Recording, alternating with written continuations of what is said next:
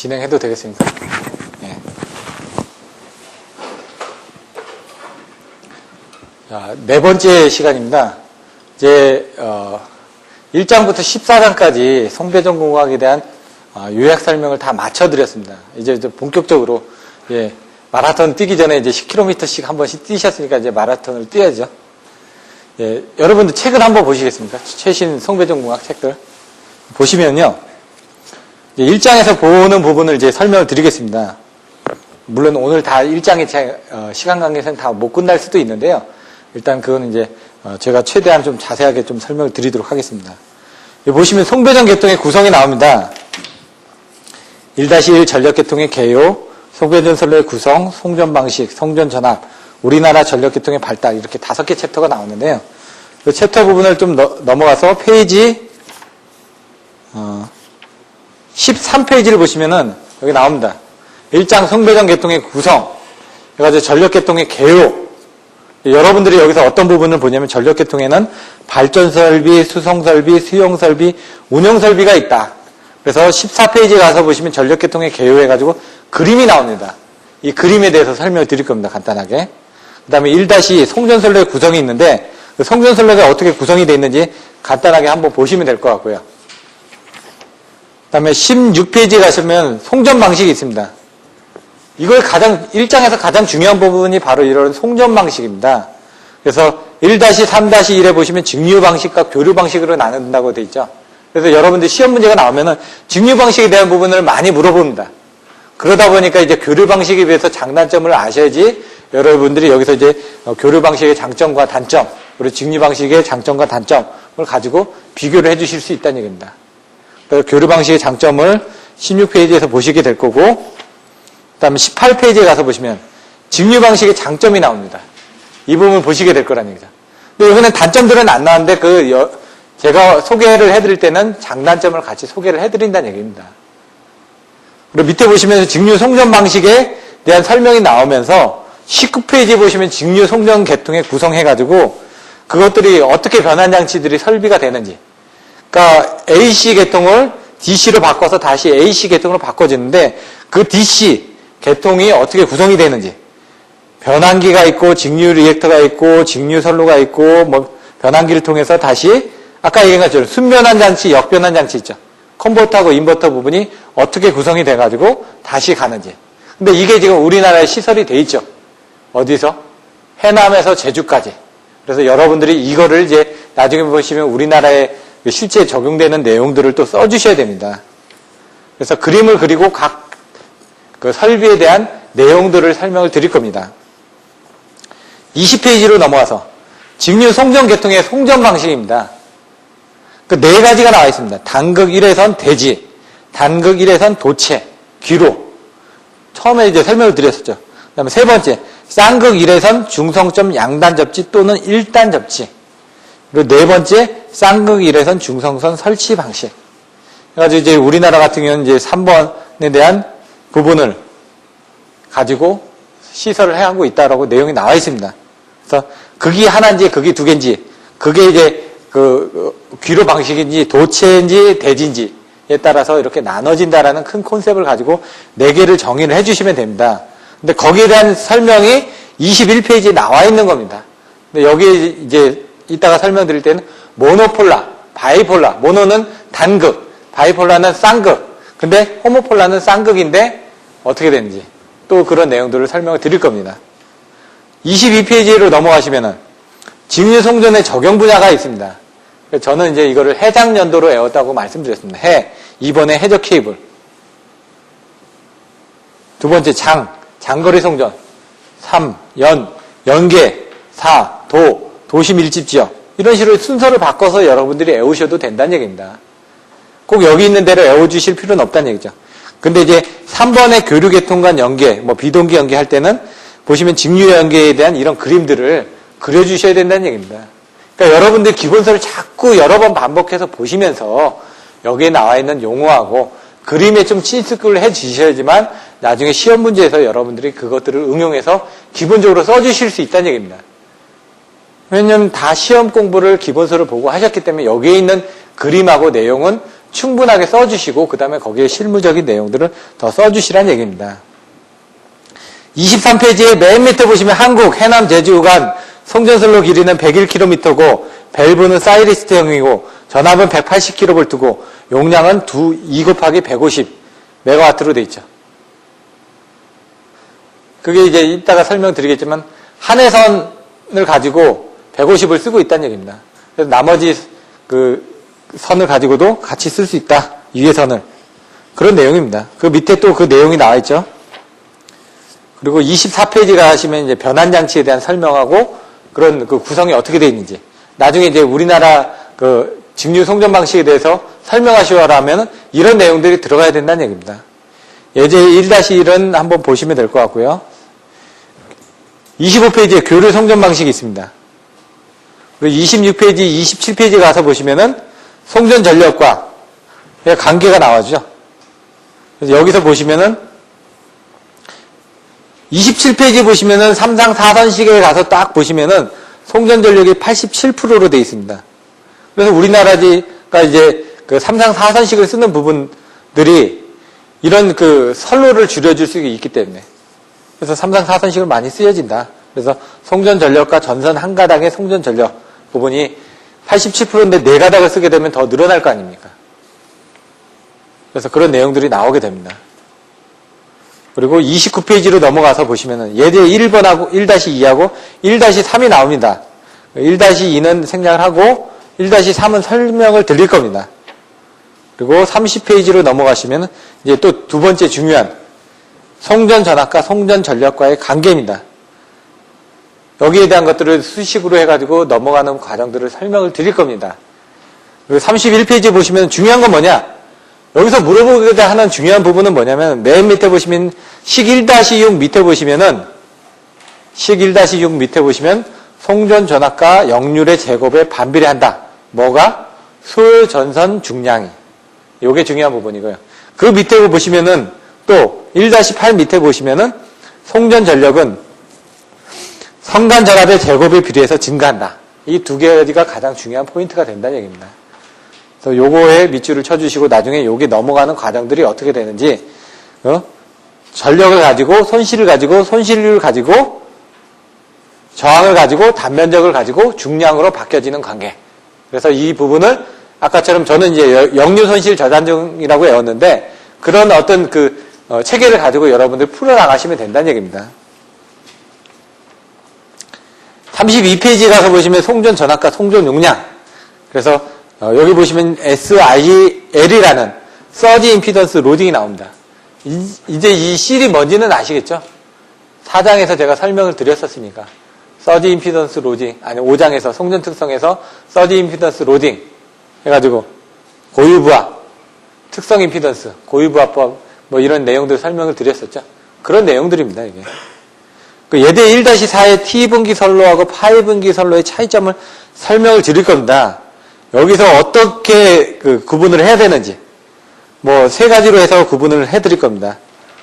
여기 보시면은 설비비 측면에서 분류를 할 수도 있고 공급 신뢰도 측면에서 분류를 할 수도 있고 보호 개전 방식에 대해서 분류를 할 수도 있습니다. 그 부분이 33페이지에 1번, 2번, 3번으로 나눠져 있습니다. 그렇게 이제 비교를 해보시고요. 얘가 옛날에 또 시험 문제가 나왔었으니까. 예대 1-5 송전전압에 대해서 아는 바를 쓰시오. 얘도 시험 문제에 나왔었습니다. 그래서 이런 부분도 설명을 드릴 겁니다. 34페이지로 넘어가시면 표준전압 및 공식전압 해가지고 건설비하고 운전유지비를 비교를 해가지고 알프레드 스틸의 경제적 전압의 산정식이 식 1-9 해가지고 페이지 35페이지에 나옵니다. 그래서 이런 그림들하고 이 사용 전압에 대한 내용들을 설명을 드릴 겁니다. 그래서 이게 중요한 부분이라는 얘기죠.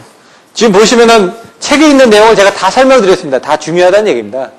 기본선은 중요하지 않은 부분이 없다는 얘기죠. 다. 근데 이제 거기에서 중요한 부분이 시험에 많이 나오는 게 좀 더 중요하기 때문에 여러분들이 그 부분을 집중적으로 봐주시면 되는 거고 시험에 잘 안 나오는 부분들도 여러분들이 봐주셔야 된다는 얘기입니다. 기본서기 때문에. 여기서 중요한 표준전압, 공식전압, 성간전압, 최고전압 이런 내용이 35페이지 밑에 나와 있고 그 다음에 36페이지에 가서 보시면은 그거에 대한 수식들이 나와 있고 그거에 대한 공식이 나와 있습니다.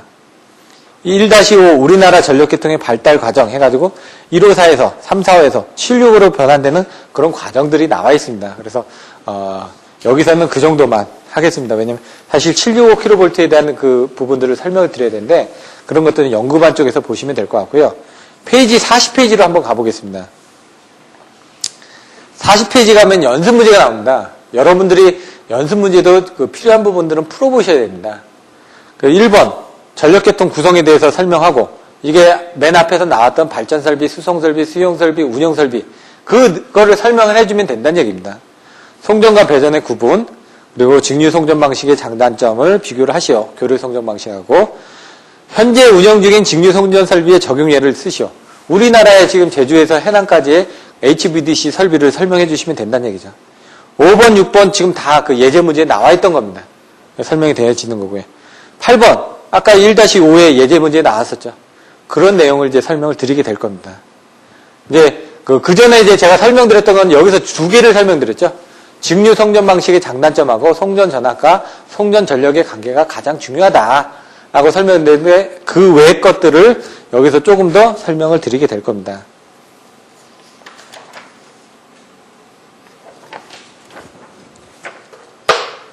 제목을 한번 써보겠습니다.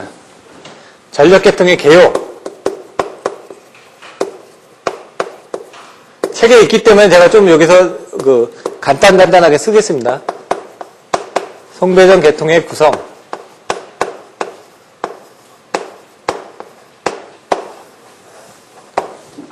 이게 연습 문제 1번에 있던 그런 부분이 되겠죠.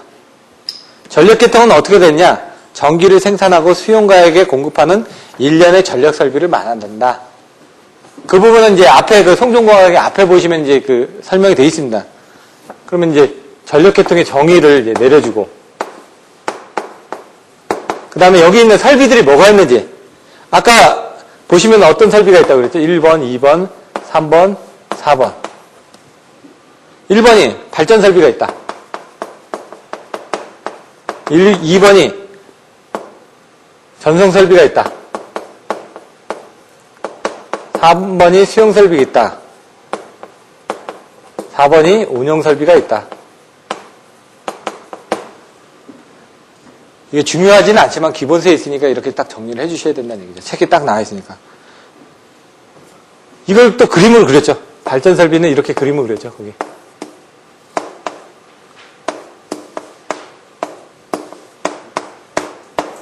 발전 설비가 여기에 해당되고, 전송 설비가 여기에 해당되고, 수용 설비, 여기에 수용 설비하고 운영 설비가 여기에 포함이 돼서 부하들이 이렇게 공급이 된다.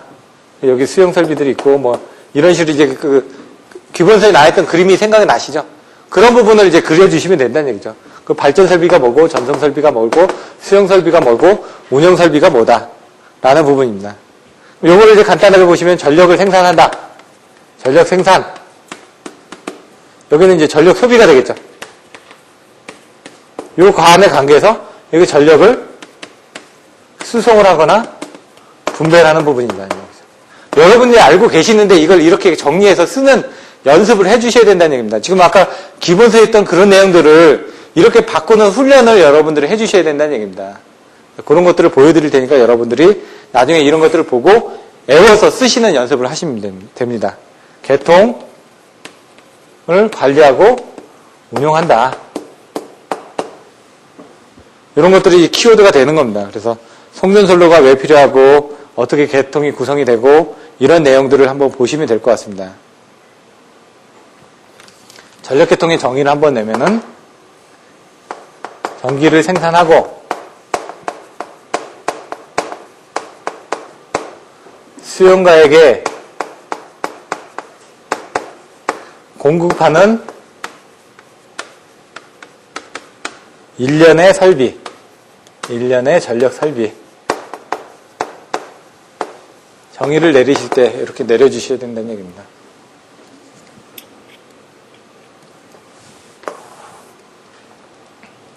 뭐 나중에 이제 자료들을 보시고요. 요거는 추가적으로 자료를 보시면 자세히 나와 있으니까 요런 정도 이제 개념만 보시고 요거를 이제 한번 자료를 보시기 전에 기본서를 한번 읽어보시고 나서 자료를 보시면은 아 이게 이렇게 딱 정리가 됐구나. 그러면은 여러분들이 더 이해가 쉬우실 겁니다. 그럼 두 번째, 교류 송전 방식의 특징, 장점. 이건 중요합니다.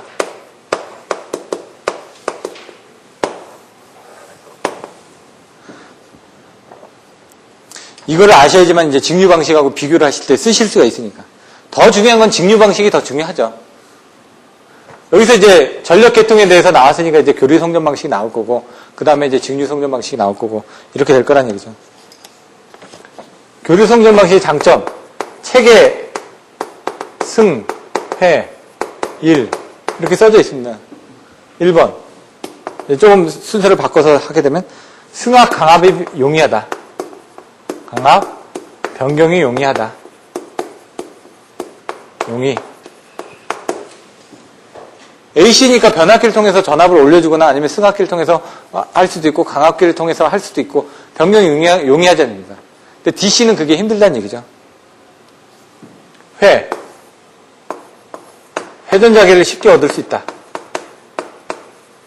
회전자계를 얻어야지만 전동기를 돌릴 수가 있으니까 쉽게 구할 수 있다.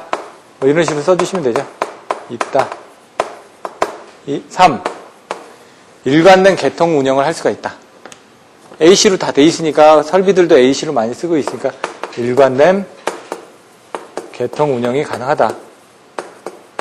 그래서 일관된 개통 운영을 하기 위해서 우리들이 표준전압이라든가 공식전압이라든가 전압을 레벨을 낮춰놓은 겁니다. 그래야지 쓰기가 좋으니까.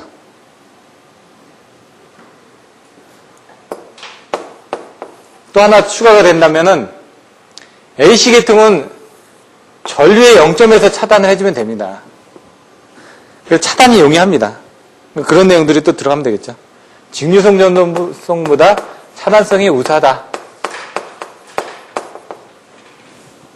저런 부분에 대해서는 AC는 나중에 코로나에서 어떻게 되죠? 30kV에 견뎌야 되는데 DC는 21kV죠. 그러니까 DC가 그런 그 견디는 부분에서는 더 유리하죠. 왜냐하면 파고치가 작으니까. DC는. 근데 DC는 항상 파고치가 21kV다 보니까 21kV 차단할 수 있게끔 어떤 내전압이 있어야 되죠. 전류 같은 거. 전류도 계속 이렇게만 흐를 거 아닙니까? AC는 전압 전류가 다 이런 식으로 정연파가 되다 보니까 우리가 전류가 0일 때 차단을 하면 편한데 DC는 어떻게 되죠? 전압 전류가 다 DC니까 다이렉트 커렌트. 일정하지 않습니까? 그러니까 차단할 때 그만큼 힘이 들어간다는 얘기죠. 그래서 AC 부분이 차단성이 우수한 게 장점이 될 수도 있다는 얘기입니다. 단점은 책에 안 나와 있었는데 단점을 보시면 표피 효과가 있다. 그리고 송전 손실 이런 것들이 생긴다. 이 표피 효과에 대해서는 이제 2장에서 가공선전선로의 구성에서 또 나옵니다. 저항 때문에 약간. 아니면 또 어디? 선로정수에서 R에서 또 나오죠. 송전 손실이 커지시겠죠? 표피 효과 때. 이제 간단하게 설명드리면 AC가 흐르면은 이제 전류가 여기서도 전류가 흐를 거고 여기서도 전류가 흐를 거고 여기서도 전류가 흐를 거라는 얘기죠. 그럼 가운데 이제 간섭이 많이 되겠죠. 그러니까 이겁니다. 지하철 탈 때 이렇게 문이 여러 개 있는데 환승되는 쪽에 사람들이 많이 몰립니다. LTE가 뭐죠? 롱텀 에볼루션이 이렇게 보면은 그 제다이가 나와가지고 이렇게 줄 서 있는데 한쪽으로 많이 줄 서 있는 걸 이렇게 나눠서 줄 서게끔 만들죠. TV 선전에서 나오지 않습니까? 얘도 그런 겁니다. 지금 가운데 쪽에 많이 몰리다 보니까 그쪽으로는 혼잡하니까 이쪽이 혼잡하니까 전류가 잘 안 흐르고 바깥쪽으로만 전류가 흐르는 현상이 바로 표피 효과입니다. 바깥쪽으로만 전류가 많이 흐르고 가운데 쪽은 전류가 좀 잘 안 흐르는 겁니다. 자석 때문에. 그러다 보니까 이게 실제로는 이게 안 쓰는 공간 아닙니까? 가운데 부분은. 그러니까 불필요해질 거 아닙니까? 그래서 그거를 이제 불필요하게 만든 게 이제 중공전선이죠. 여기를 아예 없애버린 겁니다. 가운데를 비워서. 표피 효과 때문에 어차피 가운데 전류를 잘 많이 안 쓰니까 바깥쪽으로만 이렇게 만들겠다. 케이블을. 전선을. 그게 이제 중공전선이죠. 그래서 그런 표피 효과들에 대해서 AC가 발생된다. 그러다 보니까 이런 부분에 대해서 이제 손실들이 생기더라. 그래서 송전 손실이 커지더라. 이런 내용들이 나오는 겁니다. 송전 전력의 한계가 나온다. 1번, 2번. 송전 전력의 한계. 이제 저희가 이제 안정도에서 이제 내용을 배웠습니다. 안정도 P는 X분의 2SER 사인 세타. 여기 뭐죠? 이 X가 XL하고 XC로 나눠진대. 이건 2파이 FL입니다. 이 주파수 기인하더라 이거죠. AC는 주파수가 있지 않습니까? 60Hz. 그러니까 이 X 성분이 있다 보니까 이 X에 대해서 모든 게 다 제한이 돼요. 고장전류도 제한이 되고 안정도도 제한이 되고. 그러니까 여러분들이 이런 거 보실 때 안정도를 한번 보셨으니까 이제 이게 뭘 의미하는지 대충 이해가 가실 거라는 얘기죠. 송전 전력에 한계가 있다. AC를 썼을 때. 그리고 주파수가 다른 쪽에서는 연계 운영이 불가능하다. 그래서 일본 같은 경우는 50Hz하고 60Hz를 혼용을 합니다. 이계통 연가. 아까 뭐라고 그랬죠? 해당 연도 해가지고 연계가 나왔었죠. DC 할 때. DC 케이블을 어디 쓰냐? 해제 케이블을 쓰고 장거리 송전을 쓰고 연기, 비동기 간의 연계를 쓰고 도심 밀집 지역에 송전할 때 DC 송전 방식을 쓴다고 하지 않았습니까? 여기 같은 경우는 지금 그걸 못 쓴다는 얘기죠. 그러니까 비동기 연계가 안 된다. 연계가 불가능하다. 친척집의 불행은 제가 편하다. 친척집이 잘 되면 배가 아프고 사돈이 땅을 사면 배가 아프는 것처럼 여기도 마찬가지로 교류 송전 방식의 장점이면은 단점 부분에 대해서는 DC 송전 방식이 장점이 되겠죠. 그런 식으로 여러분들이 장점 두 개를 가지고 단점에다 집어넣는 훈련을 하시는 겁니다. 네 번째, 유도장애가 발생되죠. 일선 지락사고 시. 정전유도, 전자유도, 고주파유도 저희가 아까 설명드렸죠. 그런 유도장애들이 발생된다 이거죠. 아까처럼 평상시 때, 사고시 때 그런 유도장애 부분이 많이 발생되고 그래서 그 유도장애는 저희들이 지락사고 시에 나타나는 EM은 J-오메가 M 3배의 ML 3배의 I0 요 수식을 이제 써주시라는 얘기죠. 그러니까 이런 내용들을 써주시는데 표피효과에 대한 그림을 그려주시고 송전전력 학계다. 그러면 이런 수식을 써주시고 그 다음 비동기 연계다. 그러면은 아까 이건 저 비동기 연계했던 게 여기서 이렇게 해가지고 여기 넣어가지고 이제 그림 교과서에 나왔었죠. AC 개통이 이제 50Hz, 60Hz, 일본 이렇게 해가지고 그림 그려주시고 유도장애 하면 이런 수식을 써주시고 이렇게 써주시는 게 이제 조금 더 점수를 맞는 겁니다. 그리고 절연 비용 같은 경우 아까 설명드렸죠.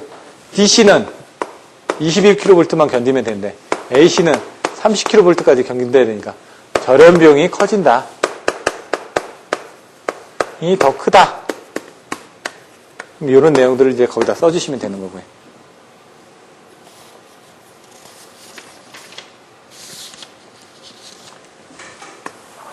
이게 교류 송전 방식의 장점과 단점입니다. 그러면 이제 직류 송전 방식의 또 장점과 단점을 봐야 되는데 그 전에 앞서가지고 직류 송전 방식의 구성도가 어떻게 되는지 또 구성 요소가 어떻게 되는지 그걸 한번 살펴보도록 하겠습니다. 직류 송전 방식의 구성도 직류 송전 방식의 책에 아까 나왔었죠?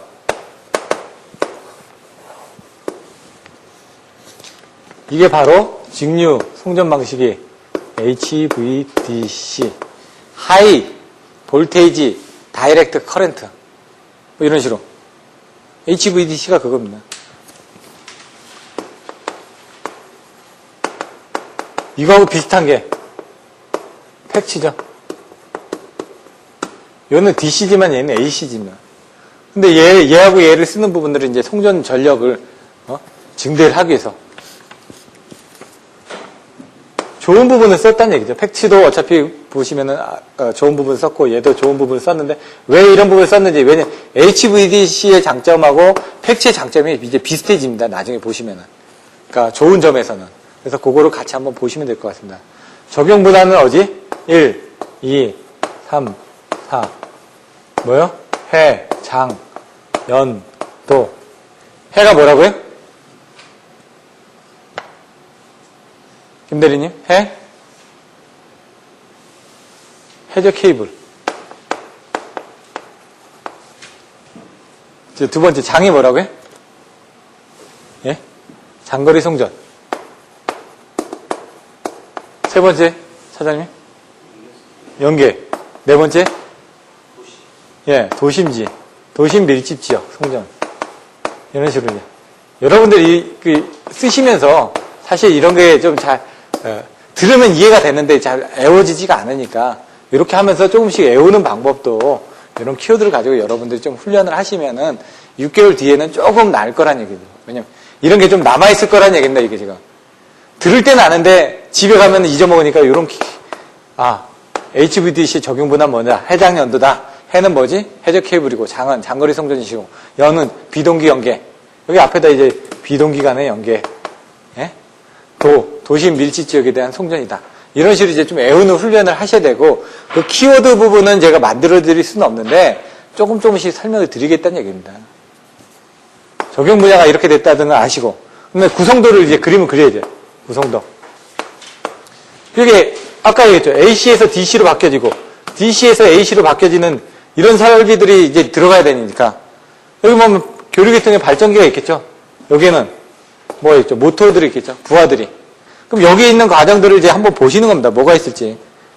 뭐, 예를 들어, 변압기가 있을 거고, 변압기 전단에 차단기가 있을 거고, 여기 뭐 차단기가 있을 거고, 이런 식으로 이제 여러분들이 조금 더 그리시면 됩니다.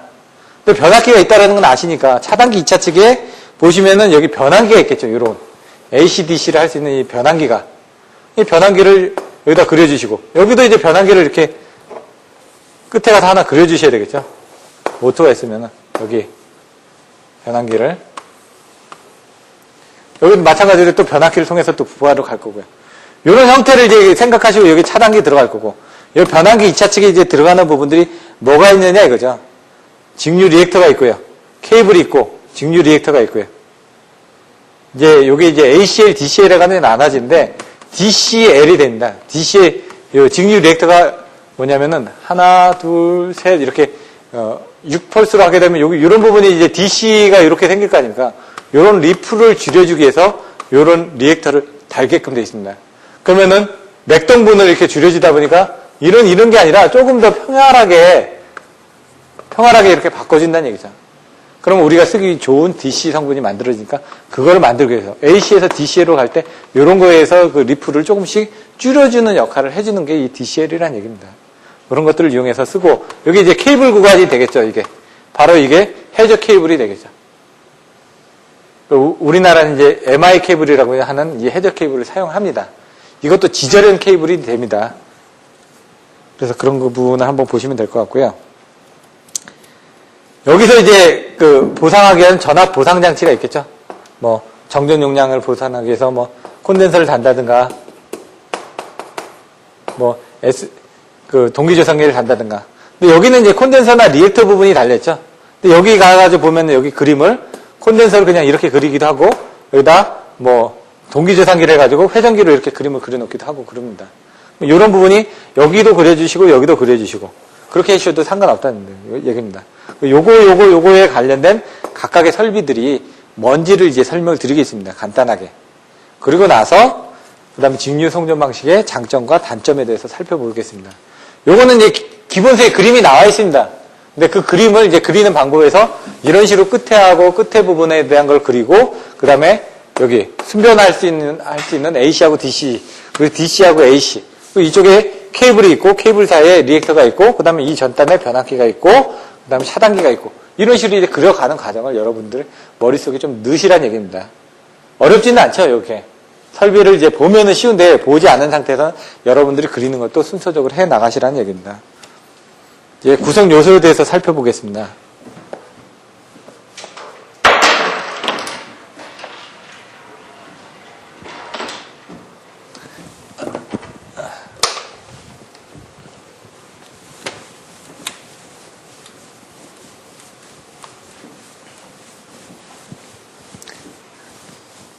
가능하면은 기본서에 있는 내용들은 최대한 설명드리려고 하겠습니다. 근데 그 연구반에 나와 있는 그런 내용들까지 좀 설명드리기에는 좀 시간적으로 부족하기 때문에 그런 부분은 나중에 좀 교재들을 좀 다른 교재들하고 좀 같이 보셔야 될 것 같습니다.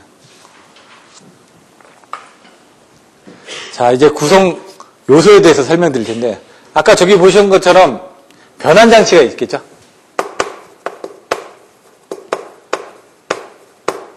이 사이리스터 밸브에 의해서 변환을 합니다. 아까 SCR, 순변환 장치 쪽에는 SCR을 쓰고, 그 다음에 역변환 장치, 인버터 쪽에서는 IGBT를 쓴다고 제가 말씀드렸습니다. 이런 밸브들을, 사이리스터 밸브를 쓴다는 얘기입니다. SCR에. 근데 이것들을 사용하다 보면 아까처럼 막 빈번하게 개폐를 하죠. 개폐를 하다 보니까 열이 발생합니다. 그 열을 발생시키는 열을 줄여주기 위한 냉각 장치라든가 그런 것들이 여기 또 필요할 거라는 얘기죠. 그래서 그런 내용들도 여기다 좀 더 써주시고, 밸브는 어떤 식으로 접속을 하는지, 6펄스 방식이 있을 거고 12펄스 방식이 있겠죠. 그런 내용들도 좀 써주시면 될 것 같고요. 변환기형 변압기.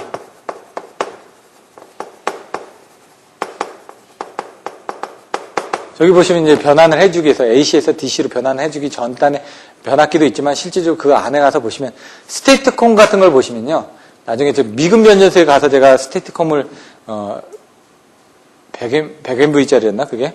그걸 보고 와서 사진이라든가 그 관련된 자료를 봤는데 거기에 사용되는 그런 변압기들도 있습니다. 그런 변압기들은 인버터형 변압기이기 때문에 좀 특이합니다. 그래서 그런 내용들이 여기 들어가는 거죠. 변환기형 변압기다. 근데 일반적으로는 우리가 지금 여기 나와 있는 이 변환기형 변압기는 저기 나와 있는 것처럼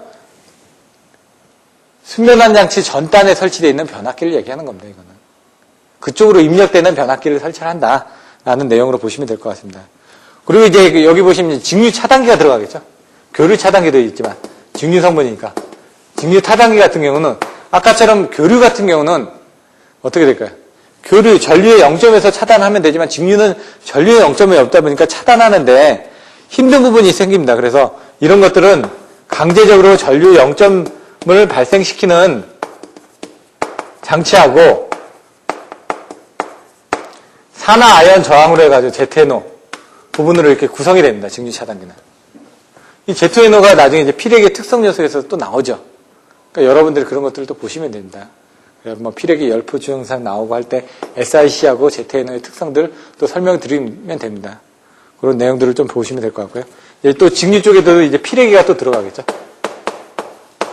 그러니까 여기 나왔던 이 제트에노에 관련된 부분들이 여기서도 또 나온다는 얘기죠. 제트에노 피렉이. 직류도 이제 개폐를 할 때 개폐 서지가 나올 거 아닙니까? 그럼 그 개폐 서지 등에 의해서 다른 기기가 소손되는 걸 방지하기 위해서 피레기를 달아두면 된다는 얘기죠. 아까 설명드렸던 것처럼 직류 리액터. 제가 DCL이라고 했던 그 부분들이 하는 것들이 여기 보시면은 순변환소, 역변환소에 설치를 해서 직류 전류에 대한 맥동분을 감쇄시킨다. 그래서 평활화시킨다. 평활한 전류를 발생을 시킨다. 이 내용이 되는 겁니다. 그냥. 아까 이제 설명 들으셨던 거를 이제 써 나가는 겁니다. 이제 그림을 그리고 그걸 이해하신 다음에 거기에 대한 내용들을 하나씩 변환 장치가 있었고, 변환기형 변압기가 있었고, 차단기가 있었고, 피레기가 있었고, 리액터가 있었고 이런 식으로 그 그림의 요소를 쓰고 거기에 대한 내용들을 써주시면 됩니다. 그 다음에 또 뭐가 있었죠? 이제 고조파 필터 등이 또 있을 수가 있습니다. 그림에서는 자세하게 설명은 안 드렸지만 고조파의 필터 그런 부분이 있다. 변환기에서 발생된 고조파를 흡수한다. 이거는 고조파 억제다. 이런 식으로 이제 그런 내용들을 써주시면 되고요. 직류 케이블이 있었죠, 아까. 해저 케이블에 사용하는. 우리나라가 해저로 돼 있으니까 이거를 이제 MI 케이블 해가지고 우리나라 LS 산전에서도 지금 동해에서 만듭니다. 습식과 건식이 있는데 이제 대부분 이제 케이블 회사에 가면 이렇게 엘리베이터 탑처럼 이렇게 큰 탑이 있습니다. 왜냐면 케이블을 이렇게 만들면은 안에 보면 도체, 절연체, 내부 반저전층, 외부 반저전층 해가지고 이렇게 시스하고 이렇게 만들어줘야 되는데 이렇게 만들면 어떻게 될까요? 하중이 쏠리니까 똑같이 안 될 거 아닙니까? 그래서 이 케이블 보면 원형이 어떻게 되죠? 도체, 내부 반저전층, 외부 반저전층, 뭐 절연체, 그리고 이 시스, 뭐 중성선 이렇게 돼 있는데 이걸 이제 위로 이렇게 뽑아낸다는 얘기죠. 그래야지 양쪽에 균일하게 이걸 맞춰줄 수가 있으니까. 이걸 옆으로 뽑아주면 어떻게 될까요? 밑으로 쏠릴 거 아닙니까? 쏠리니까 이게 안 맞을 거 아닙니까? 그래서 케이블 회사에 가면 다 이런 식으로 올라가 있습니다. 그러다 보니까 얘가 이제 습식으로 해가지고 그냥 젤리처럼 처음에는 이게 어차피 고무거든요. 폴리에틸렌 같은 그런 고무 성분이 그 안에다 넣어가지고 이렇게 식히면서 처음에는 이렇게 열을 가해가지고 맞춰놨지만 이렇게 해가지고 돌아서 식히면서 여기 나와가지고 이제 케이블을 감아주는 거죠. 그거에 대한 자료들도 있습니다, 나중에. 근데 이 직류 케이블 같은 경우는 만들 때 그런 부분들에 대한 구조들이 좀 틀리다는 얘기죠. 그 구조에 관련된 설명들이 또 나와 있습니다. 그래서 여기서는 그냥 간단하게 유침지, 솔리드 케이블을 쓴다. 솔리드 케이블 사용하는데 그걸 이제 통상적으로 MI 케이블이라고 얘기한다. 그래서 이런 MI 케이블에 관련된 것들은 송변전 기술 용어 해설집 같은 데를 보시면은 좀 자세하게 설명이 되어 있습니다. 근데 지금 이제 사용할 수 있는 부분들이 이제 전압들이 이제 좀 한정이 됐겠죠. 우리나라에서 만들 수 있는 것도 좀 한정이 되어 있습니다. 네. LS 산전에서도 이런 부분을 만드는 부분들이 죄송합니다. 어느 정도 한계가 있습니다. 그래서 이제 어느 정도 지금 세계적으로 이런 그 직류 송전 방식이라든가 이런 것들이 대두가 되고 있으니까 거기서도 그런 케이블들을 만드는 거죠. 왜냐면 판로가 있어야지 만드는 거니까 일단. 그만큼 이제 AC로 할 수 있는 부분들이 이제 많이 줄어들다 보니까 뭐 스마트 그리드라든가 이런 쪽에서 해가지고 신재생 에너지에 관련된 그 수요가 자꾸 늘어나다 보니까 그런 데서도 만들기 시작되는 겁니다. 제어하거나 보유하는 거는 이제 아까 얘기한 것처럼 순변하기. 순변한 장치가 뭐라고 해? 컨버터. 컨버터는 뭐라고 해? AC를 DC로 바꿔주는 거. 역변하는. 인버터라고 얘기했죠. 이건 뭐를? DC를 AC로 바꿔주는 거. 이런 이제 제어 방식에서 제어를 하고 있다. 그리고 이제 동기조상기라든가 그런 내용들을 좀 더 써주시면 되죠. 역류를 보상하기 위해서. 그런 내용들을 여기다 또 써주시면 됩니다.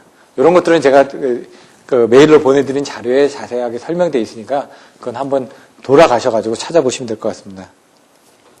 이제 직류 송전 방식의 장단점입니다. 장단점하고 구성 부분까지만 하면 되고 저기 계산 부분 같은 건 다음 주에 제가 설명드려야 될 것 같습니다. 직류 송전 방식의 장단점.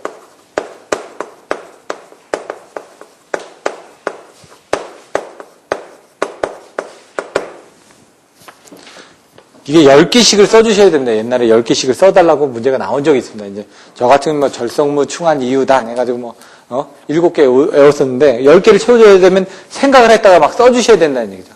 그래서 제가 여기서는 한 10개 정도를 설명을 드리겠습니다. 그러면 거기서 여러분들이 외우기 쉬운 거를 한 5가지 이상씩은 외워두셨다가 써주셔야 된다는 얘기죠.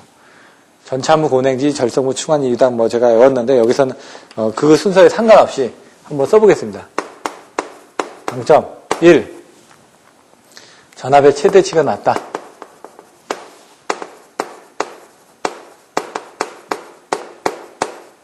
왜? 아까 설명 들으셨죠? AC는 30kV 볼트인데 DC는 21kV니까.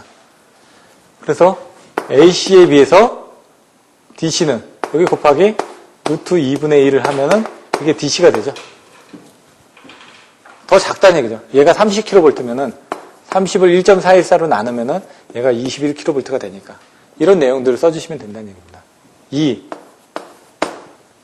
표피 효과가 없다. 아까처럼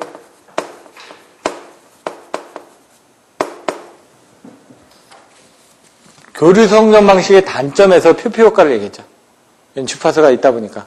이 표피 효과의 그 깊이 부분을 나타낸 뮤가 나옵니다. 2장에서. 뮤는 여기 보시면은 파이 FK 람다분의 1 밀리미터다 이거죠. 표피 효과의 깊이. 이런 것들을 알고 또 써주시면 더 좋다는 얘기죠. 2장에 또 나옵니다. 여기서 지금 여기 지금 이 주파수가 없으니까 이 주파수 성분이 들어가는데 직류 성분에서는 이 주파수 성분이 없으니까 이 표피 효과의 깊이가 없어지니까 된다는 얘기죠. 3번 유전체 선이 없다. 유전체소는 어떻게 되냐면요. WD는 2파이 FC2의 4승의 탄젠트 델타. 이것도 아까 Q 성분하고 비슷하죠, 아까. Q는 30V 자성처럼 2파이 F. 이게 W입니다, 이게. W는 2파이 F니까 WC 자성에다 탄젠트 세타가 들어간 거죠. 이게 나중에 이제 그 유전영접 시험할 때 유전체선을 왜 사인 델타를 안 쓰고 탄 델타를 쓰느냐. 이런 내용에 또 문제가 또 나옵니다. WC 자성에다 탄 델타만 붙어지면 된다는 얘기죠. 이게 도불 사회에서 나오는 그 도불 테스트를 이용해서 많이 합니다. 여기서도 마찬가지로 어떻게 해요? 주파수 부분이 0이니까 없는 거죠.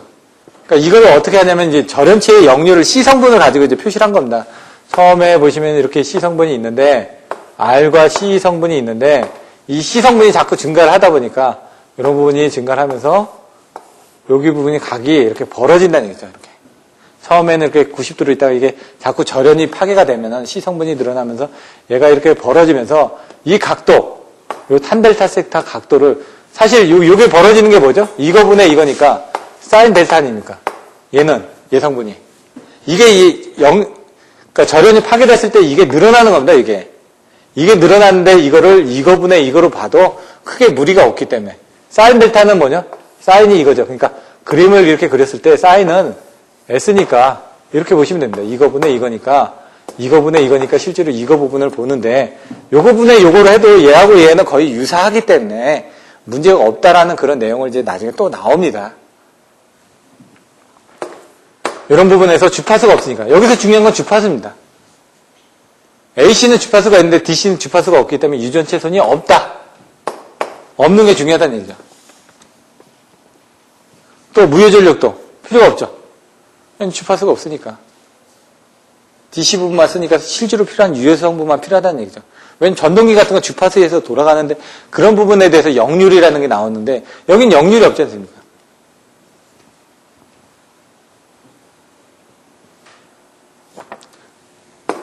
(4번) 무효전력이 필요 없다. 필요 없다. 이런 식으로 줄여서 쓰겠습니다. 5번 여기 아까 여기는 계통의 안정도가 향상된다. 어떻게 향상된다고요? P는 X분의 ES2R 사인 세타에서 이 X 성분이 주파수가 없으니까 이게 작을 거 아닙니까? 리액턴스, 임피던스 자체가 줄어든다는 얘기죠. 그럼 어떻게 되죠? 안정도가 향상이 되겠죠. 이게 작아지니까 얘가 커질 거 아닙니까? 이런 식으로 이제 아까 나왔던 안정도 향상 부분을 여기서 또 갖다 또 쓰시면 되죠. 또 6번.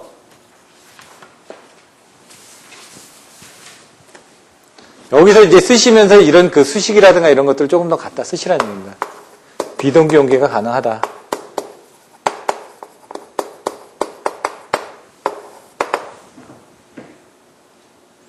그림 해가지고 여기다 이렇게 딱 그려주시죠. 이렇게 해가지고.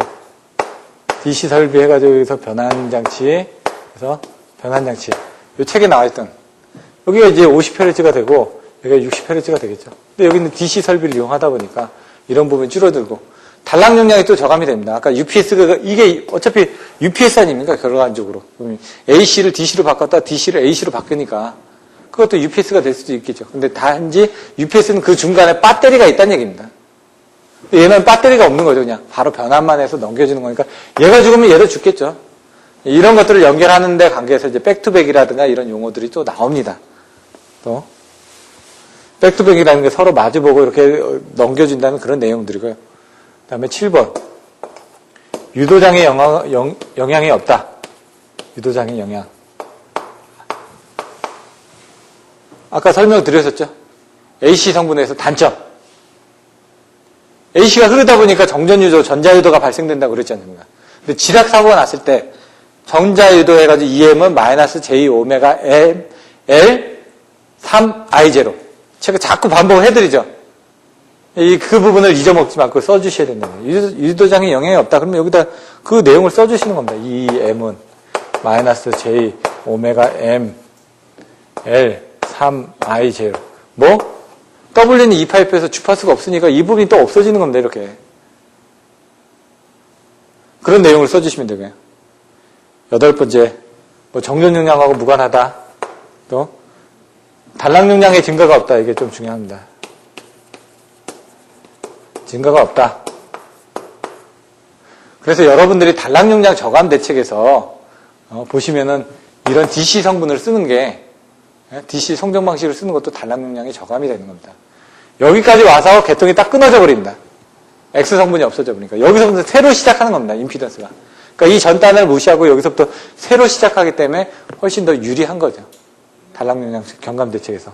그러니까 단락 용량 증가가 없기 때문에 이런 부분을 써주시면 좋죠. 그리고 이제 귀로 도체 생략이 가능하다는 건 아까처럼 이 뒤에 나오겠지만 9번 대지 귀로시 도체 부분이 생략이 가능하다.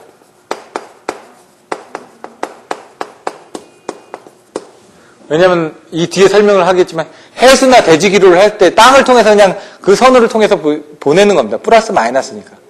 이건 이제 여러분들이 전철을 타시면은 전철이 어떻게 되냐면 전철이 제가 전철 쪽도 옛날에 일을 했었는데 델타 델타 Y 해가지고 상선하고 하선을 씁니다. 그럼 선은 세 가닥밖에 안 씁니다. 이렇게. 또 어떻게 하냐? 여기 카테필러 저기 해가지고 여기다 이렇게 합니다. 여기는 이렇게 해가지고 이렇게 위에 달려있죠? 트롤리 선 부분이. 요게 여기서 선을 받는 겁니다. 플러스를 하나. 그럼 마이너스 선은 어떻게 되냐? 선로를 이용하는 겁니다. 바닥에. 철로. 그게 이제 마이너스 선이 되는 겁니다. 얘도 마찬가지로 마이너스 선을 그렇게 이용을 하는 겁니다. 그러다 보니까 저희는 선을 하나만 위에 가져가면 되지 않습니까? 얘도 마찬가지로 대지 기로를 하는데 해수 기로를 하거나 할 때는 이 부분에 대한 도체를 생략이 가능하다는 그런 내용입니다. 10번 역률이 없다. 역률 100%니까 송전 효율이 높죠. 효율이 높다. 이렇게. 그 다음에 이제 단점까지만 하고 끝내도록 하겠습니다. 단점 10가지. 아까 얘기한 것처럼 단극 도체 기로 방식, 단극 도체 단극에 대한 이제 도체 기로 부분하고 대지 기로하고 도체 기로 부분하고 바이폴라 호모폴라 부분에 대해서는 다음 주부터 하고요. 단점 부분에 대해서만 설명을 드리도록 하겠습니다. 단점.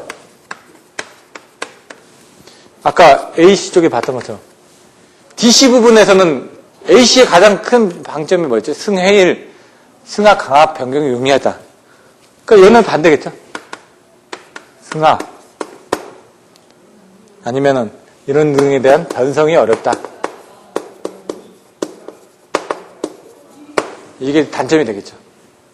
2번 전류 차단이 어렵다. 전류 차단이 어렵다. 왜? 전류 0점이 없으니까.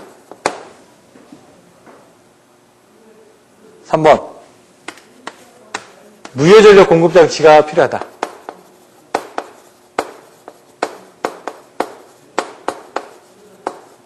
왜요? 우리는 아까 AC에서 DC로 가면서 DC 성분만 필요한 P, 무효전력이 없으니까 수용가측에 가서는 무효전력을 공급해줘야 될 거 아닙니까?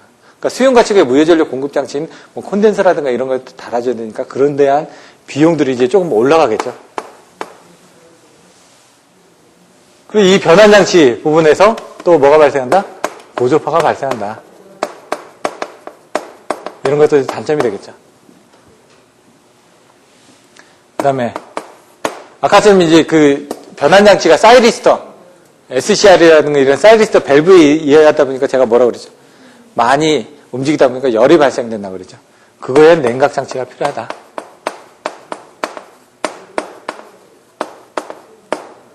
여섯 번째.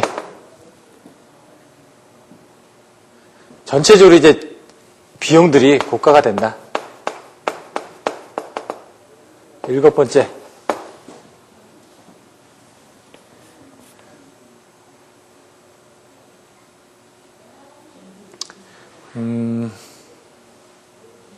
대지기로시 전식이 발생합니다. 전식, 부식 이 부분에 대해서는 그 회생양법법, 유전양법법, 나올 겁니다. 가공성전선로에서 2장 그 뒷부분에. 그때 한번 다시 또 살펴보도록 하겠습니다. 근데 이제 해수 기로시. 자기 컴파스. 자기 컴파스는 뭐냐면, 북극 지방에 가면 오로라 발생하죠. 그건 뭐냐면 자기장이 변하는 겁니다. 그 지점에. 태양에 대한 영향 때문에 자기장이 변하면서 그것들이 이제 오로라로 이제 보여지는 건데, 자기 컴파스는 말 그대로 이게 저희가 이제 선박을 항해하는데 N극하고 S극이 이렇게 나눠져 있습니다. 이렇게. 해수를 기로하다 보면 전류가 흐르니까 거기 또 자기장이 생길 거 아닙니까? 그것 때문에 자기 부분이 얘가 원래 북과 남을 이렇게 받쳐야 되는데 전류가 흐르다 보니까 얘가 이런 식으로 다른 방향을 가르쳐주는 막 흔들리는 현상이 생긴다 이거죠. 옛날에 그래서 버뮤다 삼각지대 가면은 뭐 방향을 잃고 이렇게 한다는 부분들이 유난히 그쪽에서는 자기 쪽에 대한 영향이 많다 보니까 그 비행기가 뭐 그 자기 위치를 잃어버리고 뭐 없어지다 보니까 그쪽은 좀 위험하다라고 사람들이 많이 얘기를 했던 겁니다. 그래서 그런 것들이 이제 그런 어떤 지역적인 부분도 있다는 얘기죠. 그리고 여기에 대한 이제 방어 장치가 또 필요하죠. 8번째. 케이블을 이렇게 바닥에다 이렇게 깔다 보면 해수 케이블을 여기다 트롤을 이렇게 덮어가지고 다 해줘야 됩니다. 옛날에 우리나라가 이걸 깔고 나서 저인망, 쌍크리어선이 지나가면서 이걸 긁어가지고 끊어졌지 않습니까? 처음에 2개 선로를 깔아야 되는데 2개 선로를 못 깔고 1개 선로만 깔다 보니까 나중에 하나를 또 깔았습니다. 돈은 돈대로 더 들고. 근데 이제 해저 케이블을 어떻게 까냐면은 해저 케이블 같은 경우는 접촉을 못 하지 않습니까? 여기는 배가 가면서 배 위에서 케이블을 만들어가지고 여기서 만들면서 깔고 가는 겁니다. 이렇게. 그 자리에서. 그러니까 얘 배가 한 대 정도밖에 없으니까 그 배를 불러 들어와서 그걸 계속 써야 되니까 값이 비싸질 수밖에 없죠. 우리나라 같은 이렇게 해서 다시 한번 또 깔았습니다. 그래서 2번째 깔은 걸 가지고 이제 상선을 쓰고 있고요. 처음에 깔았다가 이게 한번 끊어진 거. 그걸 예비선으로 쓰고 있습니다. 그 예비선으로 쓰는데 이렇게 해가지고 쌍극으로 해가지고 여기다가 한극 해가지고 뭐 2회선으로 쓴다. 이런 식으로 보셔도 되는데 얘 자체의 극이 하나고 얘 자체의 하나를 예비선으로 해가지고 또 쓰고 있습니다. 이런 정도로 해서 보시면 될 것 같습니다. 기타 뭐 나머지 부분들에 대한 설명들도 있는데 한 이 정도만 보시면 될 것 같고요. 오늘은 지금 1시 5분이 좀 넘었으니까 여기까지만 하고 다음 주에는 1장의 나머지 부분인 직류 연기의 송전 방식에서 단극, 쌍극에 대한 설명들, 그리고 직류 선정 채택 이유라든가, 그리고 보시면은 아까 설명드렸던 것처럼 표준전압, 공식전압, 뭐 이런 내용들, 그리고 이제 수식들, 계산하는 것들, 그런 것들을 설명드리고 가공송전선로까지 해가지고 이렇게 마치도록 하겠습니다. 오늘 좀 나간 내용은 좀 적지만은 여러분들 기존에 했던 부분을 다시 한번 복습하신다는 기분으로요. 좀 집에 가서 다시 한번 복습해 보시고 또 궁금한 점은 또 다음 주에 한번 물어보시면 될 것 같습니다. 이상으로 오늘 수업을 마치도록 하겠습니다. 감사합니다.